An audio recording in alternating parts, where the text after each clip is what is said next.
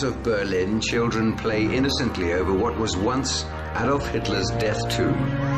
It was here in the Führer bunker on April the 30th, 1945, that Hitler made the final preparations for his suicide. Outside, in a devastating final assault on the heart of the Third Reich, the Russian army closed in on the Führer. I stood next to the machinery room when I heard a shot.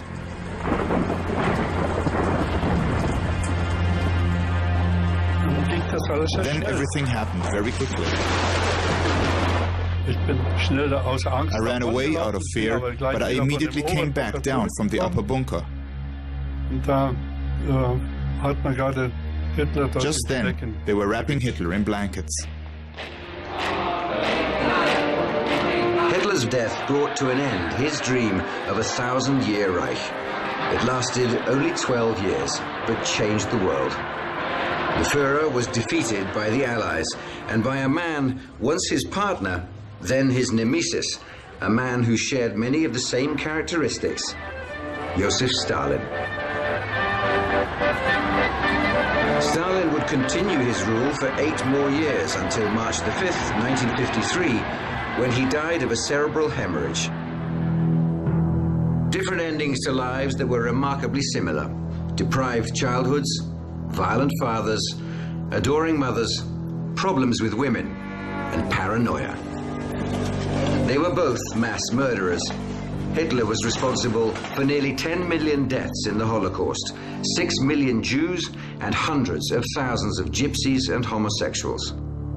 Hitler was very compulsive, phobic, and paranoid, both in considering himself to be the object of persecution and attempts to kill him, and in the positive sense of believing that he had a sacred mission to save Germany and save the world.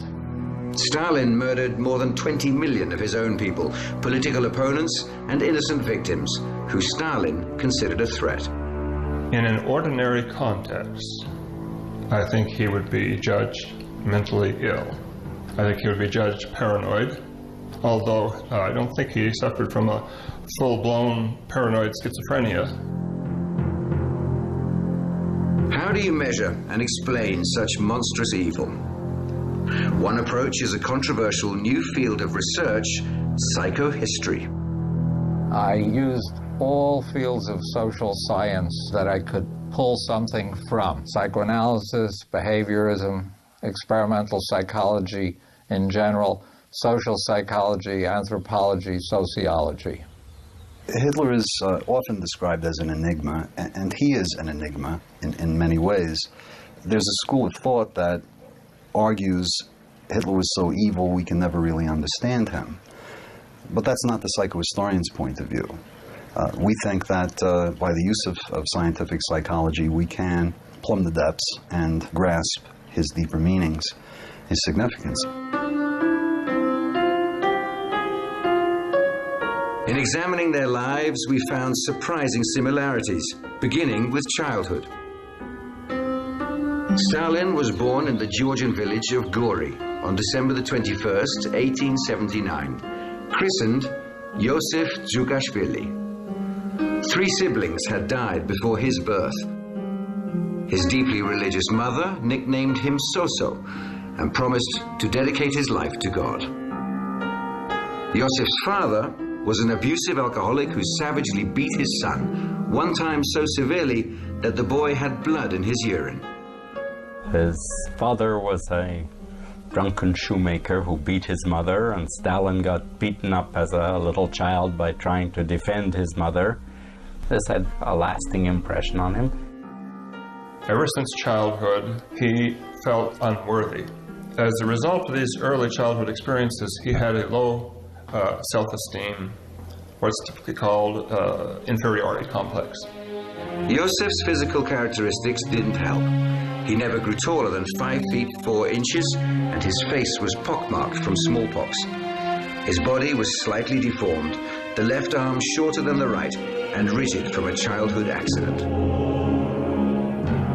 Hitler was also unhappy with his looks. A colleague noted his low, retreating forehead, ugly nose, broad cheekbones, small eyes. Hitler didn't like his plump nose, which he considered Jewish. Both Hitler and Stalin suffered from inferiority complexes. Even as a boy, Josef was quick to anger and harbored grudges. Josef's mother, Yekaterina, enrolled young Soso in the church choir, hoping he would become a priest. In 1894, at the age of 15, Josef entered the Tiflis Theological Seminary and began a life of rigid routine.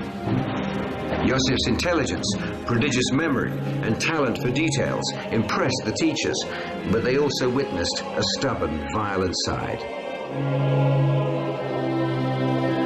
Finding the seminary life oppressive, Josef turned away from religion and became attracted to 19th century anarchists, revolutionary terrorism, and Marxism. After 5 years in the seminary, he was expelled for his revolutionary activities. He might be described as a warfare personality. His whole life consisted in struggle against those whom he put down in his mind as enemies. He had what we might call an enemy complex.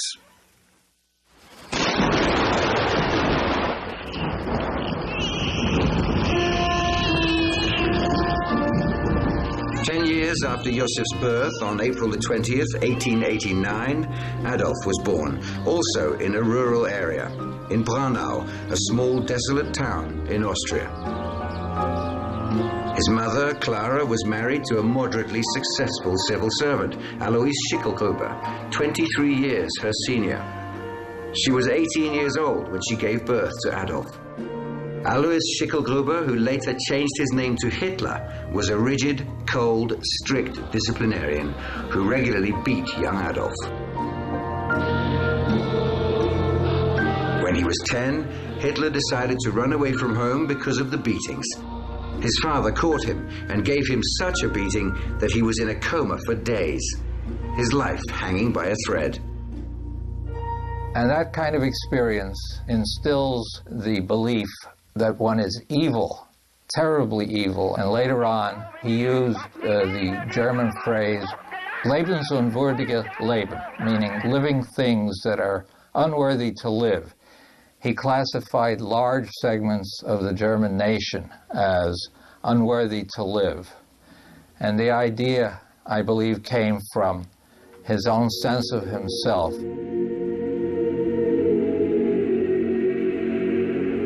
When he was a boy, Adolf also wanted to be a priest, and like Stalin, sang in the church choir. Hitler's father was the illegitimate son of an unmarried 42-year-old peasant woman who became pregnant while working as a domestic for a Jewish family. She never revealed who the father was. Hitler was obsessed with the thought that his paternal grandfather might have been Jewish. What is important is what Hitler thought, and what he thought is established, that his grandfather was a Jew, so the offspring of a Jewish and Christian mating would always be a Jew. That was the basis for his belief that he was diseased, that nothing could remove this from him because it was in his blood. In 1900, Hitler enrolled in elementary school in Linz. Like Stalin, the young Adolf was considered egotistical and domineering, demanding absolute subordination from other students. At the same time, he was a poor student, much more interested in becoming an artist against his father's wishes. By 1905, he dropped out of school to pursue a career in art. Like Hitler, Josef had an artistic side. As a teenager, he started writing poetry, at first romantic, and then turning increasingly nihilistic and violent.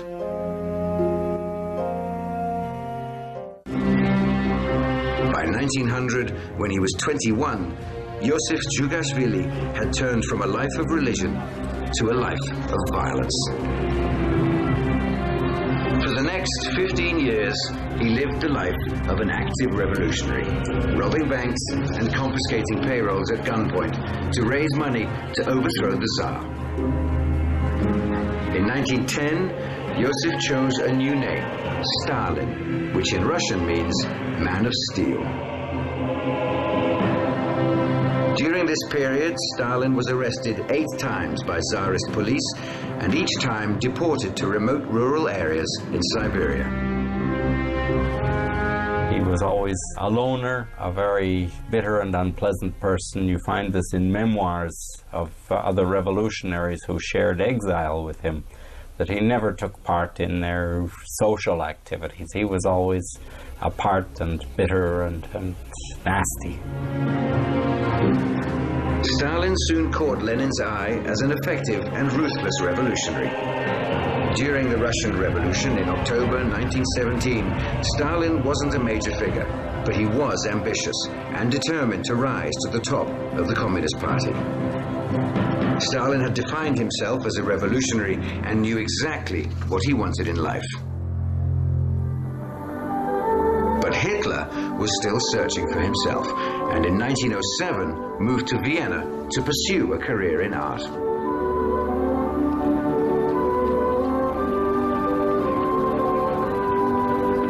In Vienna, Adolf rented a tiny, bug-infested room here on 29 Stumpergasse.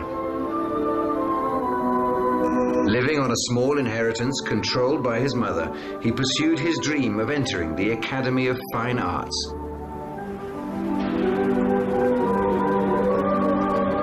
But his dream was shattered when his mother, Clara, died after a long and painful struggle with breast cancer. Because of the extreme closeness between Hitler and his mother, he became non-functional. He was devastated by her death.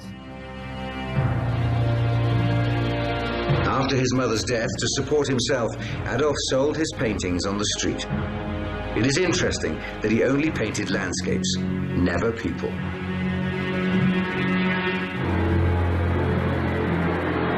Two years in a row, Hitler applied to and was rejected by the prestigious Academy of Fine Arts.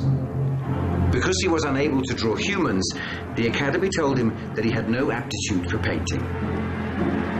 He decided he was rejected because several of the admissions committee were Jewish. Vienna was his first exposure to Jews from Eastern Europe. Hitler became attracted to the rhetoric in racist, anti-Semitic newspapers and pamphlets. It was during this period that he first became intrigued by the idea of a pure German master race. After his rejection by the Academy and the death of his mother, Hitler was miserable in Vienna, lonely and poor, lacking direction.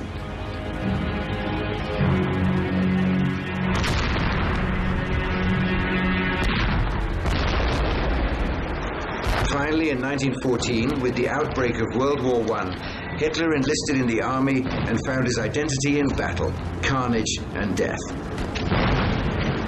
For the first time in his life, Hitler was happy, felt at home, that he belonged. In his army service, Hitler was the happiest he was at any time in his life. The sanctioned killing that he was entitled to engage in as a soldier gave an outlet for the first time to the murderous rage that had grown in him from treatment by his father. Hitler served as a courier and experienced his first real success in life when he was awarded the Iron Cross First Class, rare for a corporal. Hitler's experience in World War I, the fact that he survived 50 battles in which his own regiment was wiped out over and over, replenished and replenished and wiped out again and again, confirmed his belief that he was chosen by destiny for a magnificent role in history. When Germany signed the armistice on November the 11th in 1918, Hitler was enraged. He pledged to avenge those who betrayed the fatherland, in his view, the communists and the Jews.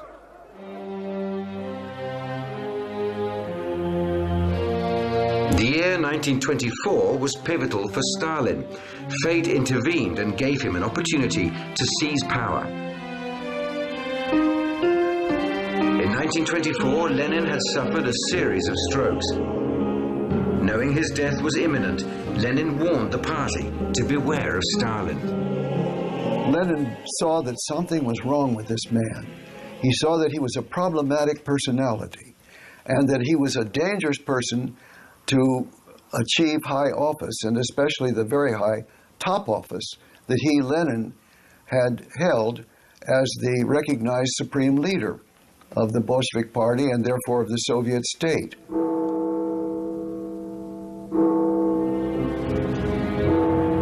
But it was too late. In May, Lenin died, and Stalin immediately began jockeying for power.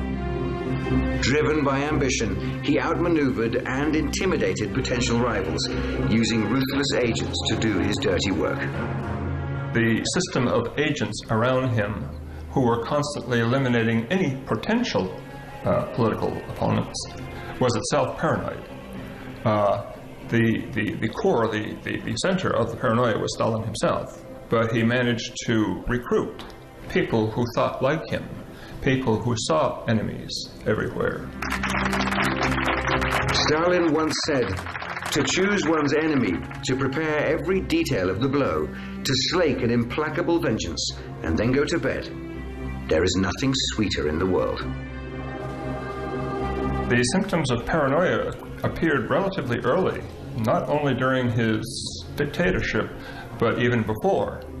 The famous neurologist Vladimir Bekhterev actually examined Stalin in 1927 and diagnosed him as paranoid. A few hours later, Bekhterev died in mysterious circumstances. I should emphasize that this was not amateur psychohistory. This was a professional diagnosis.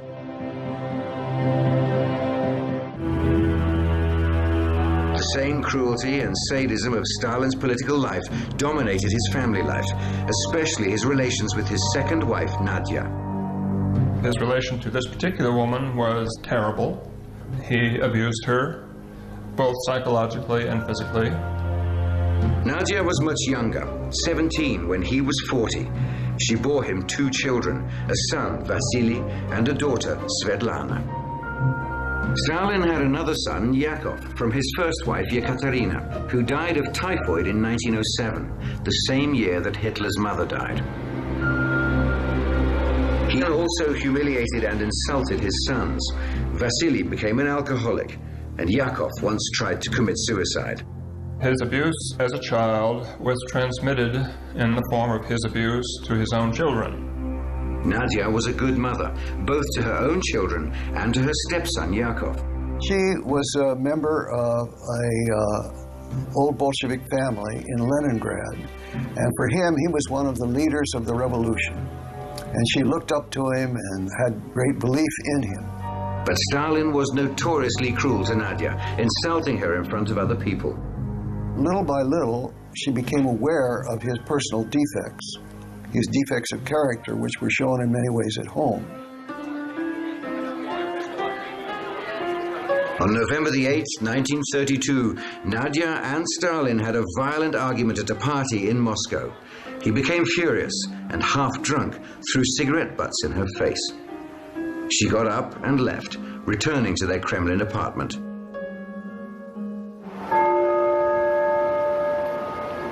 The next morning, Nadia was found dead, shot in the heart.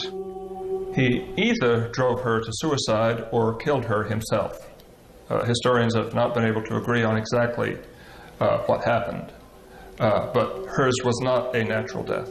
According to Svetlana, her mother, Nadia, left Stalin a letter which was full of personal and political reproaches, and that he went into a rage as a result of this letter.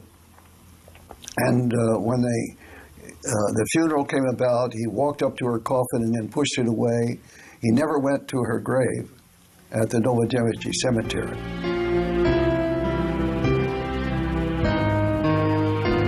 Hitler's Hitler's relationships with women were equally troubled.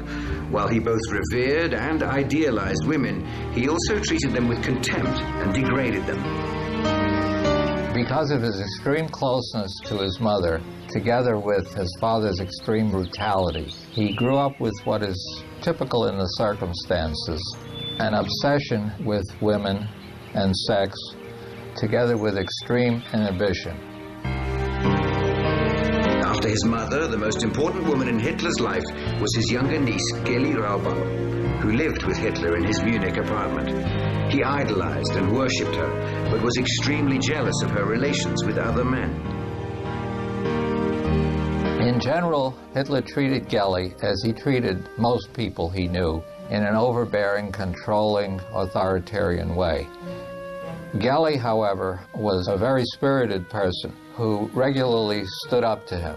He was never able to exert the degree of control over her that he wished to. While Geli was living with Hitler in Munich, she continued a relationship with a man in Vienna and became pregnant by him. This was bad enough to Hitler, but what upset him most was that he was Jewish. They had a terrible fight that was overheard by the servants in the apartment, although they didn't know the content of it. And Hitler drove off to fulfill a speaking engagement out of town.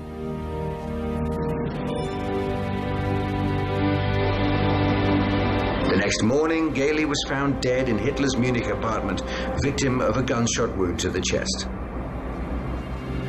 Geli Raubal's death in 1931 remains a mystery, but there is no doubt that Hitler contributed to her tragic end.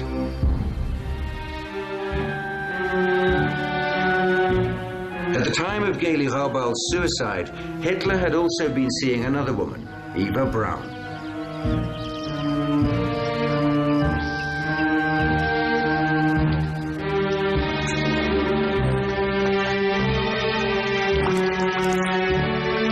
When Eva worked in the studio of Hitler's official photographer, Heinrich Hoffmann.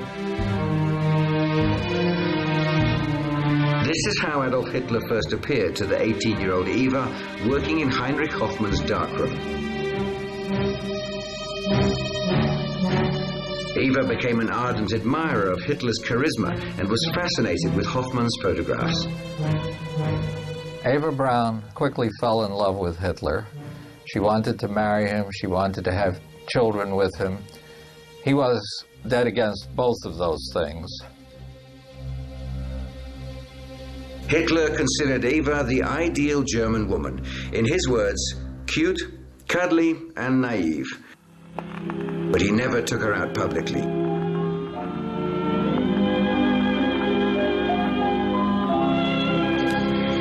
Eva felt lonely and neglected and complained about it in her diary. The weather is so wonderful, and I, the mistress of the greatest man in Germany and in the world, am sitting here and gazing at the sun through a window. How can he have so little understanding as to let me remain here, bowing to strangers? I've just sent him the crucial letter. Question: will he attach any importance to it? We'll see. If I don't get an answer before this evening, I'll take 25 pills and gently fall asleep into another world. He has so often told me he is madly in love with me. But what does that mean when I haven't had a good word from him in 3 months?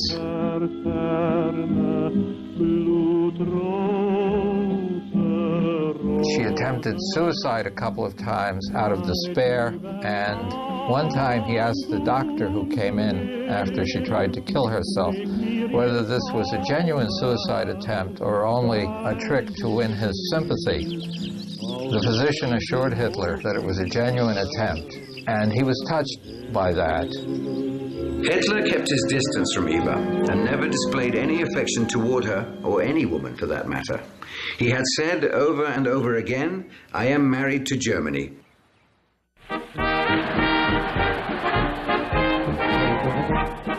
On January the 30th, 1933, Hitler became Chancellor of Germany and launched the brutal dictatorship that reflected his narcissism and paranoia.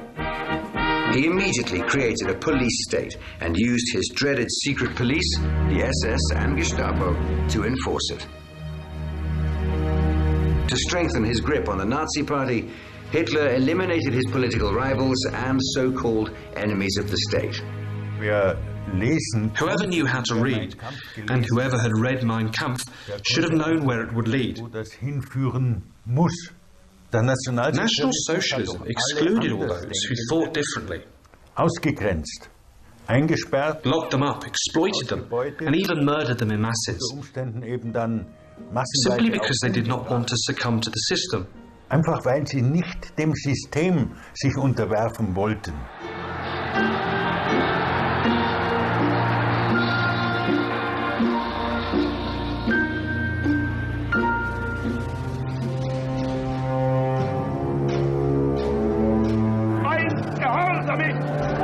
Hitler's ruthlessness in liquidating his rivals inspired Stalin.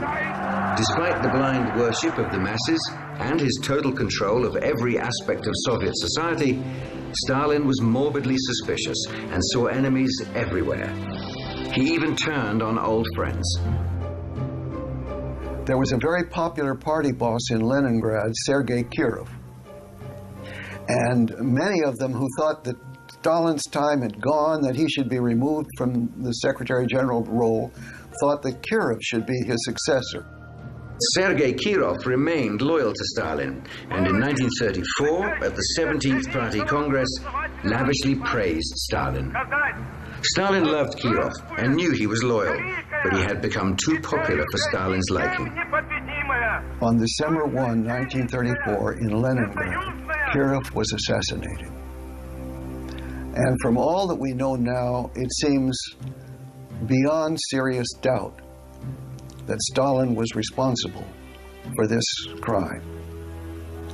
And the murder of Kirov was ascribed to Stalin's enemies in the party and to all of those in the factions who had opposed him and who might be suspected of opposing him. So that this murder of Kirov was the beginning of the Great Terror. Stalin attended Kirov's funeral and feigned grief at his coffin, a master of duplicity. Kirov was the first one who was killed, and then it went into the general purges. Then anybody immediately, anyone who had had any contacts with the opposition, these were rounded up within days and were in jail, and some of them were shot immediately, and the purges just rolled on from there, to the point where they were shooting 1,500 to 2,000 people in Moscow alone in one day in the summer of 1937. During these purges, it's estimated that Stalin liquidated 20 million Soviet citizens as enemies of the people.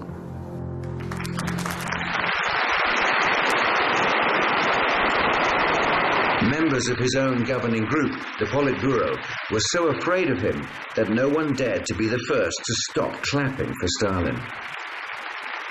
The clapping would go on for so long that finally bells were used to call for an end to the applause.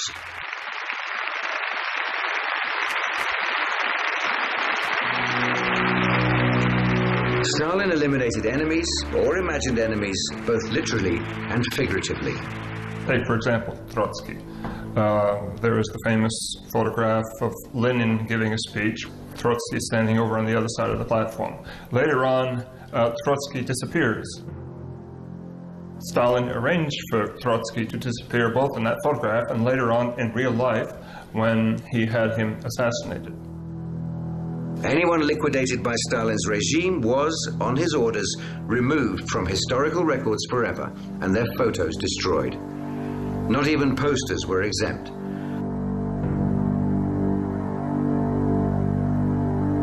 The finest of artists in the Soviet Union spent long hours retouching photos, erasing images of those who had vanished.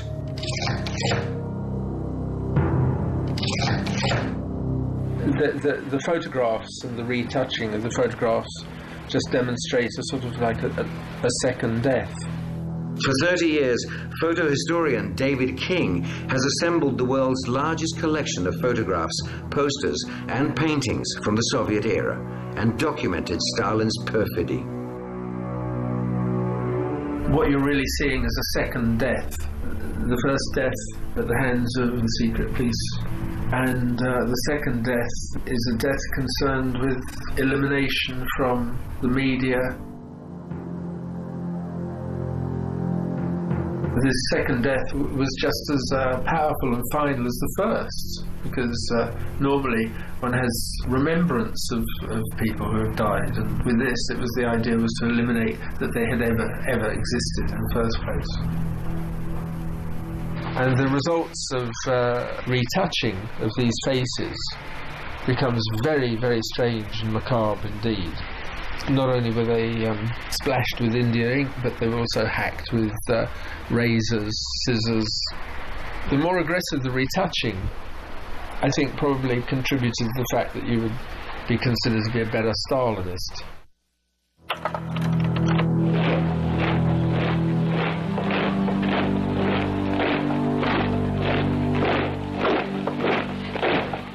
Like Stalin, Hitler also revised history, and in Hitler's case, erased part of his own past.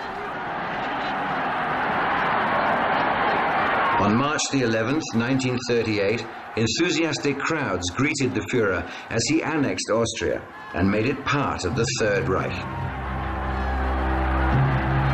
But Hitler had another very personal agenda. Once Austria belonged to Hitler, he took steps to eradicate any suspicion of his Jewish past.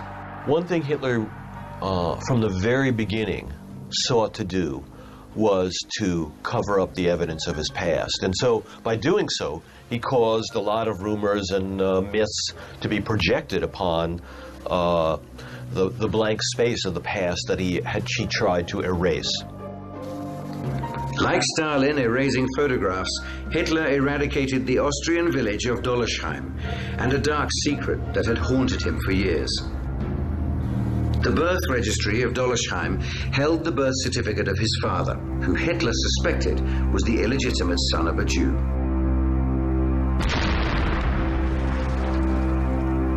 Hitler used the village as an artillery range. Round after round of artillery fire crashed into the village, demolishing its buildings and making the graves in the cemetery unrecognizable.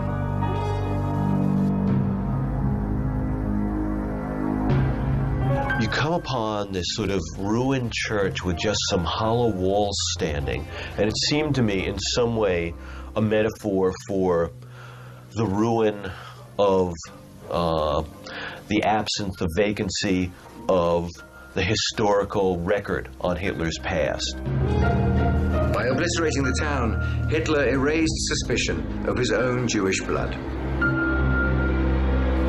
Like Stalin, Hitler believed he was surrounded by enemies trying to betray him, and that he needed to strike first. Hitler grew up with the idea from his experience in his own family that it was probably necessary to kill if one did not want to be killed. He generalized this and divided people into predators and victims, and chose very deliberately to be a predator. The predator's next victims would be Jews. Hitler's obsession and secret plan would be to liquidate all the Jews of Germany, Europe, and the Soviet Union under the cover of war.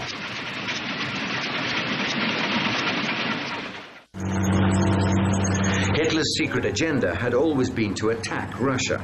Now he was ready. To lull Stalin to sleep and give him a false sense of security, Hitler signed a non-aggression pact with the Soviet Union in June 1939. The two most powerful dictators in the world became allies. Stalin, ironically, felt secure.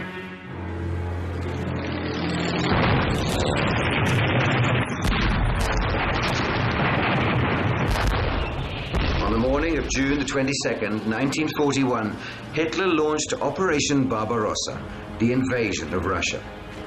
For Hitler, it would fulfill two goals: the destruction of Bolshevism and the annihilation of the Jews. The invasion stunned Stalin, and not surprisingly, he felt personally betrayed. It was a total surprise to Stalin.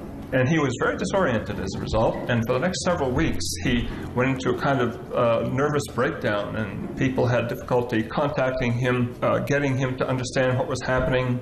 And it wasn't for about 3 or 4 weeks that he finally pulled himself together and started acting like the man he was supposed to be. For the paper today, all are eager to read the speech of Stalin. Stalin calls upon the Soviet people to grapple in deadly conflict with its most vicious, most treacherous enemy.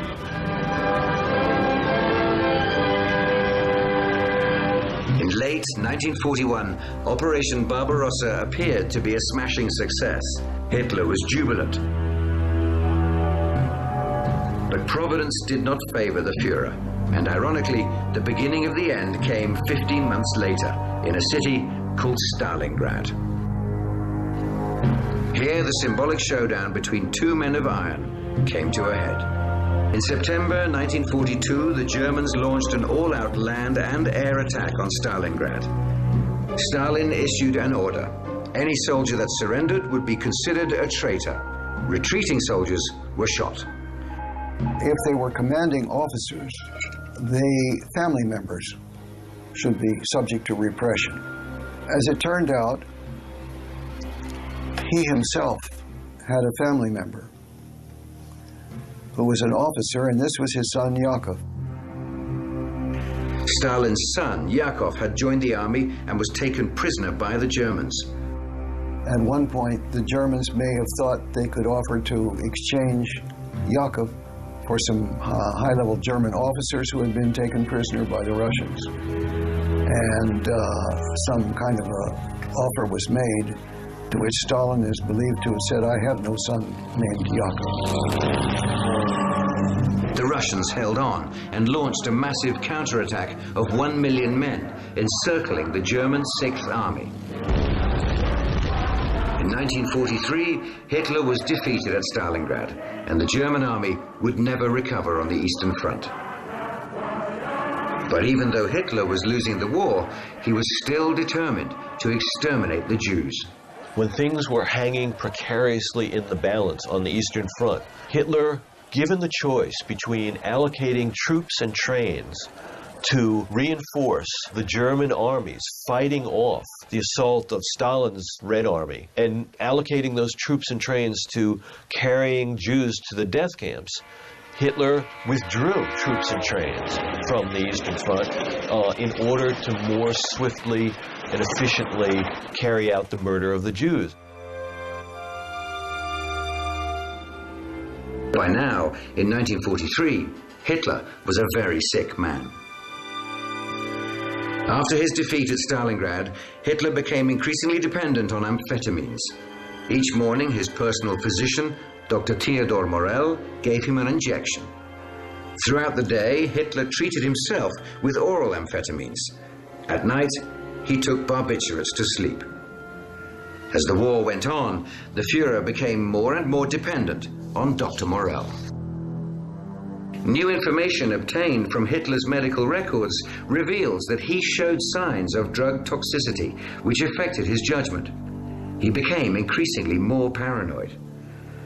Towards the end of the war, Hitler began to show symptoms of Parkinson's disease. Wenn man täglich mit zusammen ist, da fällt das nicht so auf. He trembled slightly, but if you are with someone every day, you don't notice this. And no one paid attention to every detail. Das hat man schon gemerkt.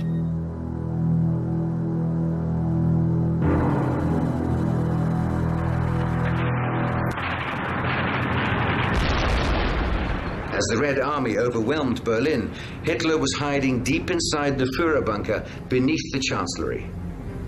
When Russian soldiers entered the bunker, they found several Nazi corpses amidst signs of an orgy.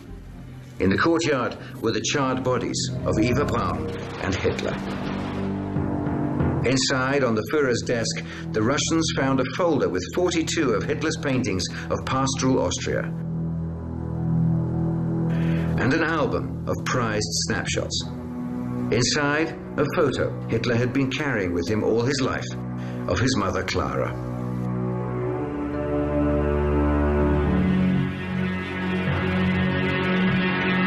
Stalin, the final victor, exploited his triumph over the Nazis by parading long lines of Nazi war prisoners through Red Square to rally the Soviet people. Many had hoped the man of steel had softened. I remember I, at the time, was an attaché of the American Embassy. And on May 9, 1945, the day the surrender took place, there was a great burst of rejoicing on the streets of Moscow. People were dancing, and I remember standing in a group in which one young officer, perhaps a major, said in Russian, "Now it's time to live." But Stalin, as usual, needed enemies, not peace and freedom. The terror this time was directed against Jews. It centered on a group of Jewish doctors Stalin accused of plotting to murder Soviet leaders, including Stalin himself. The accused doctors were to be publicly executed on Red Square. And following that, the Jewish population of the major cities were to be deported to eastern Siberia, with pogroms perpetrated against him en route. Only his sudden death on March the 5th, 1953, of a cerebral hemorrhage prevented him from carrying out yet another purge. His daughter, Svetlana, recalled the scene as she stood by his deathbed. He suddenly opened his eyes and cast a glance over everyone in the room. It was a terrible glance. Then something incomprehensible and awesome happened. He suddenly lifted his left hand as though he were pointing to something above and bringing down a curse on all of us. The next moment, after a final effort, the spirit wrenched itself free of the flesh. Hundreds of thousands of mourners watched as Stalin was laid to rest in the mausoleum beside Lenin. For Adolf Hitler, there was no monument, not even a marker.